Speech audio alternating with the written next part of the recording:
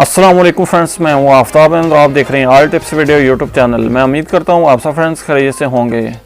Friends, आज की इस वीडियो में ओमान के हवाले से अहम अपडेट आपके साथ शेयर करने लगा हूँ। ओमान ने पाकिस्तान, इंडिया और बांग्लादेशी मुसाफिरों के ओमान में दाखिले पर पाबंदी आयद कर दी।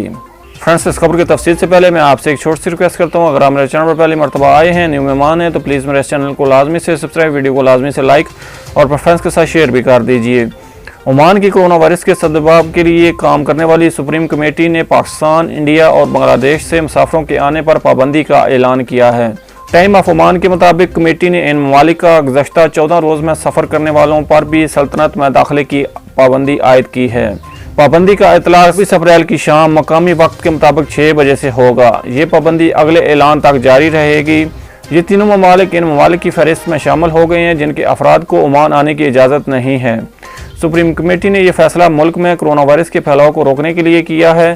ताहम ओमानी शहरी, सफारतकार, तिब्बी अमले और उनके ख़ानदानों को इस पाबंदी से इस्तिस्ना हासिल है। इसके अलावा कमेटी ने कमर्शियल कम्प्लेक्सेस और दीगर तजारती मकामात में 12 साल से कम उम्र बच्चों के दाखिले पर पाबंदी का फैसला किया है। इसके अलावा कमर्शियल कम्प्लेक्सेस, कमर्शियल आउटलेट्स और रेस्तोरां को ग्राहकों की आमद की महदूद करने की हदायत देते हुए कहा है कि वो सिर्फ 50% ग्राहकों को आने की इजाज़त दें।